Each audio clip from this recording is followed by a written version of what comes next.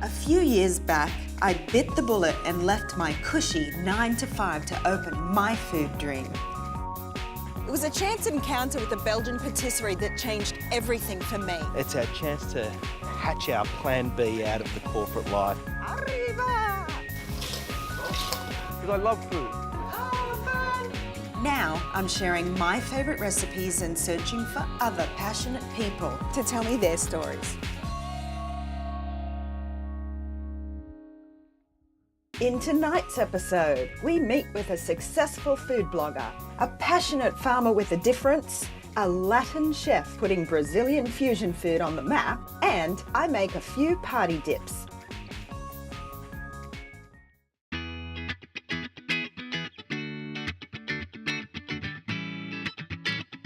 I thought the best way to kick off tonight's episode was to meet with a friend for coffee. She left her corporate existence for one of the best food jobs on the planet. I got the chance to spend some time with a very cool individual. Her name is Lorraine Eliot, and she is better known as Not Quite Nigella. She has a food blog. She's one of the premier food bloggers in Australia. She has about 250,000 individual followers who absolutely love her all the world around. And I'm making something with her today. So Lorraine, I'm so happy to have you here. I'm so excited to be here. Great. And what are you going to be making for us today? So we're going to be making ricotta and kale balls. Okay, great. That sounds delicious. So vegetarian? They are vegetarian, but it doesn't taste like you're missing out on anything. Do you mind doing a bit of chopping and grating? Not at all. Okay. Put me to work, please. Okay, so I'm going to get you to grate the garlic and chop half a red onion. I like cooking where you don't have a lot of pans to clean up. Yes. Because I don't like cleaning. Are you a messy chef? I'm not messy, but I like easy. Like if it's easy, then I'm into it. So you're teaching me as well, who's getting me to do all the work. Do you remember me saying I like it easy? And then get other people to cook. So what were you doing before you decided to become a food blogger?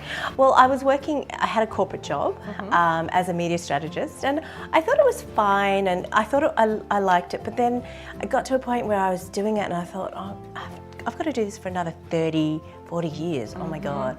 And I realised that actually made me really sad. Yeah, it dawned on you, didn't it? Yeah, and then, sometimes you just think, well, maybe I should just try something new, but it wasn't really a conscious decision. Like back then, blogging wasn't a job, so you didn't even think that you could make money off it. And so I just started it with no sort of ideas of it becoming my job, but it ended up being the best job you could ever dream of. And we're so glad she did. I find it very therapeutic cutting vegetables. Do you? Yeah. I wish I did. I don't. If I had a sous chef that would do that, I'd be very happy. Yeah, it'd be nice. Yeah. I'll be your sous chef. Will How you? about that? Yeah, we'll go on the road together, make it a bit of a road show. Excellent. Does that mean I have to clean? We'll have our own cleaner. We'll have a cleaner, that's important. Put the onions in a mixing bowl, followed by a good quality passata sauce, chives, and sun-dried tomatoes. We've got so much flavour. And, with a lot of vegetarian food, you need to add a lot of flavour because, meat has a lot of flavour in itself, but vegetables are milder in flavour. So you need to add the flavours in when you can. Pour it into a large baking dish, and then you're ready to start making your balls. Next, we just have to make the balls. Okay, great. And ball. Who doesn't love a ball? Exactly. So I usually do this in the food processor, but you can do it all by hand. We're just going to start with some onion. You want to pop that in the bowl. With your onions, add ricotta. And then you can use thawed spinach, but I've also seen thawed kale at the supermarket as well. So whatever you prefer. And an egg. So we've got two types of cheese. We've got Parmesan and we've got like a tasty or a cheddar cheese. I find most people have one or the other in their fridge. What a cool little contraption. And now it's time to get my hands dirty. Nice and mushy. Yes, mush it well. Oh, I love that. That looks That good. is so pretty. And then just the flour. Okay. And baking powder. These even feel very light and fluffy. Like Yeah. They don't feel heavy at all. Which brings me to the next step. So they can't really be rolled because they're so moist and light. Okay. So I use an ice cream scoop, Oh, like a little one, to make balls. But you can use a regular size one. But the little ones just make smaller balls that don't have to cook for as long. Okay, and because you're doing it with the ice cream scoop, they cook evenly and at the same Exactly, time? and they're all the same size as well. Beautiful. So Scoop away and just put it straight into here. And I like to line them up, but I've got a bit of OCD. You can do them any order you like. So Lorraine, have you got some travel coming up soon? I do. I'm actually going to Peru. Wow, you're taking some people with you? I am, yes. great. Tell me about So I'm doing food tours in Peru, and I've just started a new. I just put out a new one to Tasmania. So we just do food tours around the world. Right. But they're tours for people that live to eat, like you and me. Yes. Like, you know, that just, you know, we think of our next meal. Like, you know, the night before or something. Like, I know what I'm eating tonight and tomorrow and stuff like that. So it's for people that really want to understand a culture and a country through the food as well, which is a good way to get to know a country as well. Cool. And so this goes into the oven to bake? Yeah. So we bake the whole thing at 180 degrees for 35 minutes. Great. That's you like already it? delicious. Oh, wow. We popped the very evenly lined up balls into the oven, and then I finally had a chance to ask her why she did it. Yeah, I love sharing things with people. So if I find something that's really brilliant, like your cakes, I want to share it with people because I want people to have great experiences. I want people to have a really lovely life where they eat the best food or discover the best things. And Then I wanted to know how she got up the gumption to take the plunge into the unknown. it was pretty scary because I went from 6 figures to like nothing. Like for the first year when I was full-time, I made not a cent, and it was quite daunting. But you had that dream, and that's probably what was the most important element Yes. of your equation. Yeah, I think that, you know, when you think, if you really look at it like a business plan, it's just, it's never going to work. It's never going to work. But if you have a passion for what you do and you almost will it to happen, I think that sometimes helps. They're out of the oven, and I'm so looking forward to tasting These this balls dish. look amazing. Yes, thank you. I mean, you're the one that made the shapes. Well, that's true. With your help, of course. But they look nice and crispy. They've gone golden brown, and the sauce came out and it was all beautiful and bubbly. So it's all concentrated now, so you've got lots of flavour there. Intense flavour. Interior designers always say that you shouldn't have a pair, but 3 of something to be aesthetically pleasing. 3 balls are better than 2. There. We giggled like schoolgirls through the day.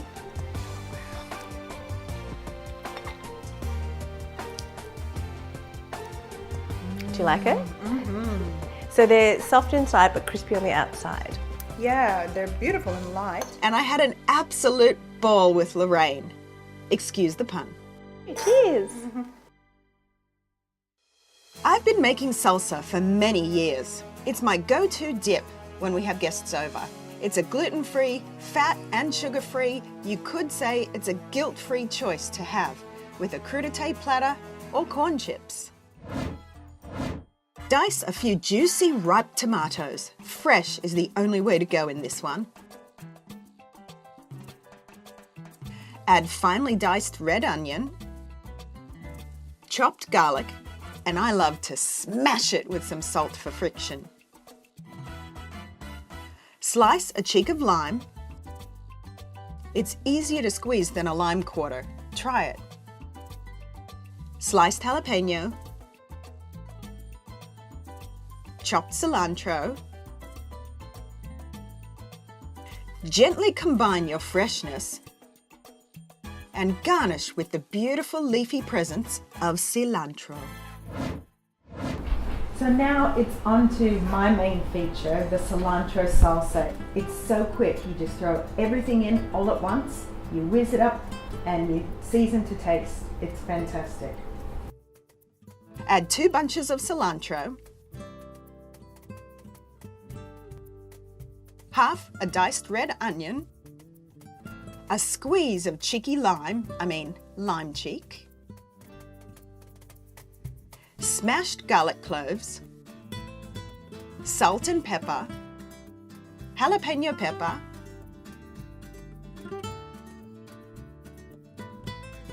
fresh or canned tomatoes, and my spice crush, white pepper. Pulse it a few times, then whiz until it's as smooth as you like. I'm a chunky girl myself.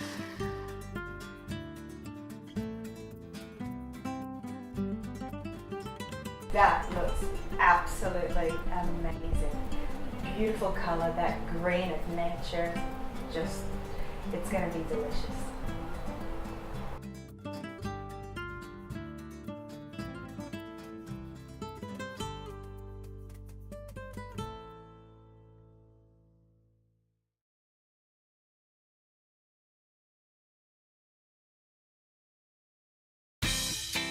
I love all Latin American cuisines, and I felt a bit peckish, so I jumped online and I did a search. Airbnb have launched their experiences, where locals give unique access to their homes or communities with an insider's knowledge. That's how I met Chef Gigi, who's going to cook some Latin fusion flavours for me tonight. Gigi, thank you so much for having me tonight. I really appreciate it. Thank you for coming here. Taste a little bit of the South American flavor.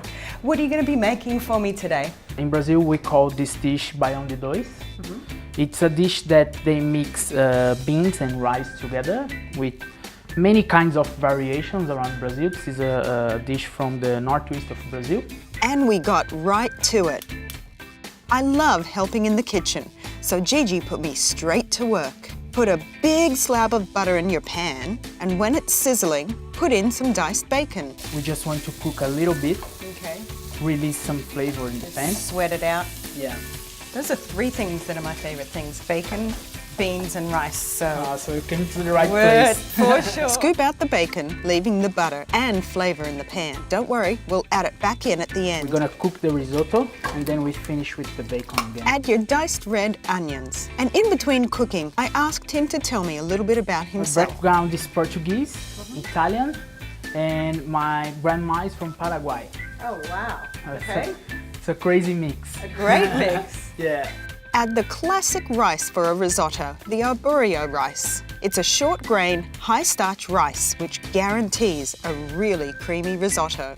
It's important to coat each grain in the flavourful fat now before adding any liquid. Because when it starts to release the starch, you will not get flavor anymore. If you don't put the flavor now, that's it. You don't have any flavor. Now or never. Yeah. White wine. Aren't you supposed to have like one for you, one for the Oh, pot? yes. one for- Where's our wine? We need to. That's my bad. That was my bad. Next time. Next time, definitely. And have your hot stock ready to pour. It has to be warm because if you put the stock cold, the rice stops to cook. So you break the cooking point. Okay. And probably you will not have the rice perfectly creamy and with the properly starch released, because when you put heat here you are releasing the starch, and that's what we want to get really creamy and nice risotto. Now I'm working with Chefin here doing the South American experience with Airbnb and some caterings with some canapés, Brazilian style as well. He teamed up with the folks at Airbnb for this new experience to bring South American flavours to Sydneysiders and tourists alike. Not only is he passionate about food, but he's also passionate about his country and the flavours it can bring to other cuisines as well. I love what I do, so that's why all the time I'm cooking. If I'm not working, I'm cooking for my family, I'm cooking for my friends. And what does cooking mean to you? Love, yeah, basically. Right on. Talk about seeing eye to eye.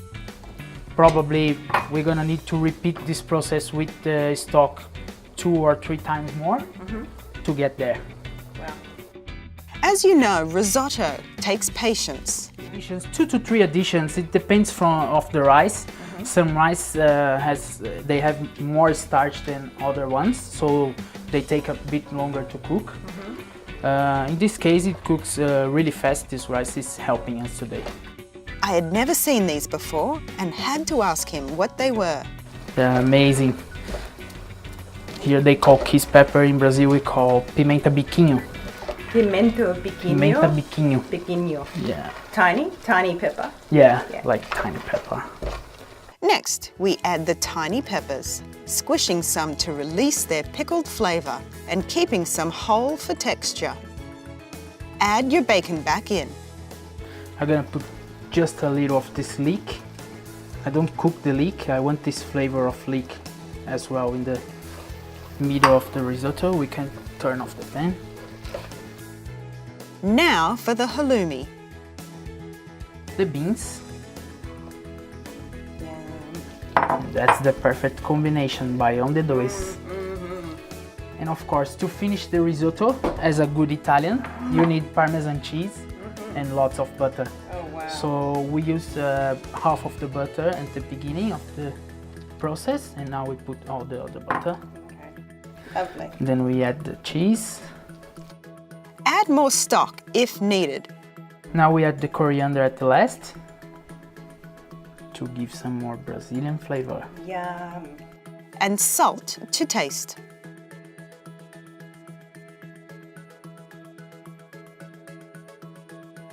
And that's what I want to do. I want to bring this taste to the table of people, to make them know that our food is really good. And of course, to make them know if they go to Brazil, they already know what they want to eat. And not that you're just great dancers. Yes, exactly. Not just great dancers, beer, carnival, that's amazing. But there's lots of food in these festivals as well. Awesome. Yum. This looks so good and it smells delicious.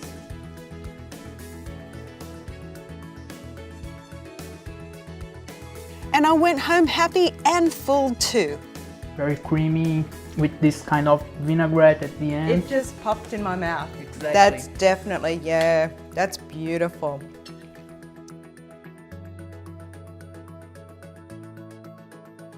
It's so good. Now I'm happy. That's really, really well done. Now, where can I find some queijadinhas for dessert?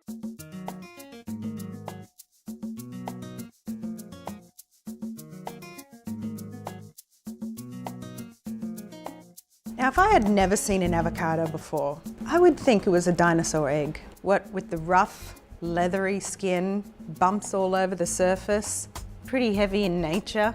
It's got to be an ankylosaurus pup, right? There's one clue that gives it away, that this is actually from a tree, and that's the stem end. And once you peel away this rugged capsule, you'll discover inside a rich, delicate, creamy flesh that is so versatile and amazingly yummy. This is my Express is Best recipe for guacamole. So we're going to take this dinosaur egg, avocado, and we're going to turn it into something really lovely. Halve your avocado with a long, sharp knife. Today's awesome tip, whack your knife's edge straight into the center of your seed. Give it half a twist and pull. Done. Very simple. Scoop the flesh, making sure to scrape them clean. All the flavors in the darkest green parts. Mash it gently with the back of a fork, leaving a few lumps for texture. You just make it so that it's nice and lumpy, a little bit creamy, a little bit lumpy. Finely dice some red onion. Chop fresh, ripe tomatoes. A squeeze of fresh lime. And then, if you like it spicy, then add some fresh jalapeno peppers with the seeds. Go ahead, be daring. It's good for the blood circulation. Mix it together, being careful not to smush your gorgeous tomato chunks. And mix. What I usually do at home is I mix and taste.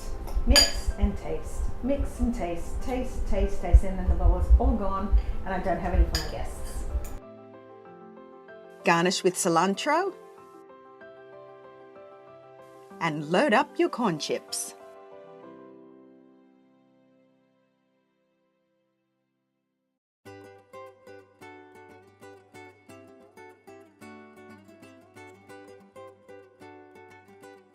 We're in the Gold Coast hinterland in Queensland because we wanted to talk with David Freeman, a fourth-generation farmer who is serious about his organics.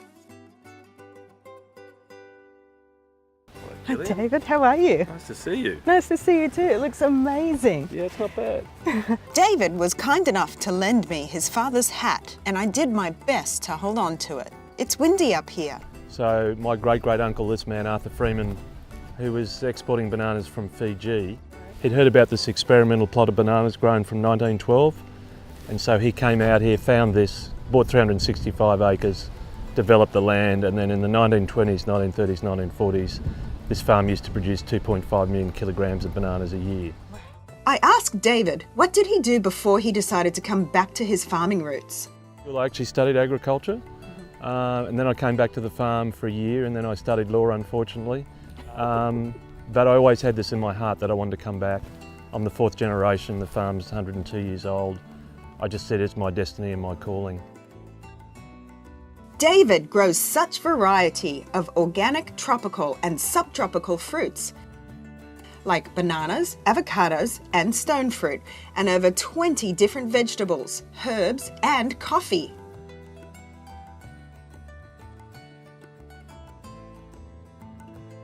He's propagated a very special garden bed just for the kids. So these are the kids' strawberries? Yeah, so what I decided to do, I thought it very important to teach kids where food comes from.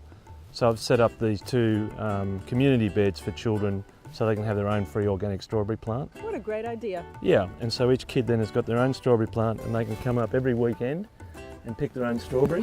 Look how gorgeous the flower is. And that's the Amsterdam pink, so you might want to try one here. Oh, sure, please. Thank you. And organic, you don't have to wash it or anything. That's right. And he showed me everything. The banana trees, avocado trees, custard apples. Do they actually ripen on the tree? No. Or do you pull them off and then they ripen? The beauty about avocado, it's one of the few fruit trees that the fruit does not ripen on the tree. They only ripen once you've picked them. This is a wonderful custard apple. So here's a little gift for you and your crew. Oh, thank you. Wow. This one. And we've got another one here. Very odd shape, isn't it? They are, but they're a super fruit like the avocado. And as I said up the top, when you let them ripen, you pull them apart, you take the seeds out, you can freeze the pulp. It makes a beautiful ice cream. Wow. That's great. And a healthy ice cream at that. Very healthy ice cream, yes. Let me show you some vegetables. Oh, look how lush this is. What I wouldn't give to be a bunny rabbit right now. This is where you can get a green thumb. But I ended up eating something very unexpected. Right. So this is your soil test, and what do you do here? So I've completely changed the soil structure. Wow.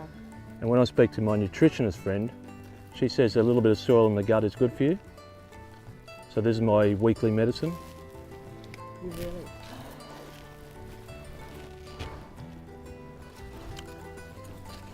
I eat my own soil. Okay. Well, if you can do it, I can do it. Thanks. Eating dirt for the first time.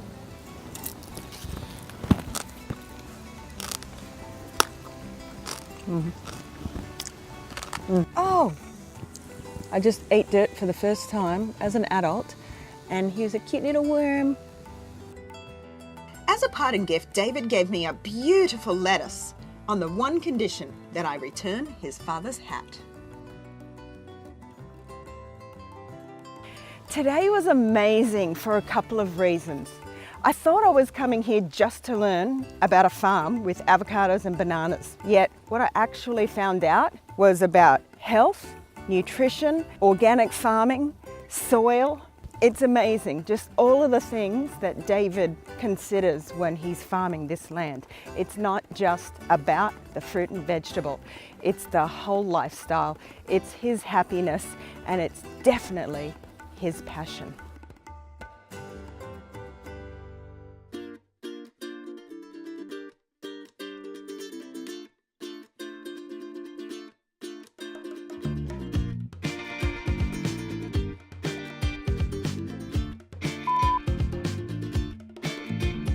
The other thing I've got to warn you, those of you who are in relationships, they're a mild aphrodisiac. Yeah. So, Give me a box. Give me a box. most men take 6, then the next week their wives come back with them and they take the whole box.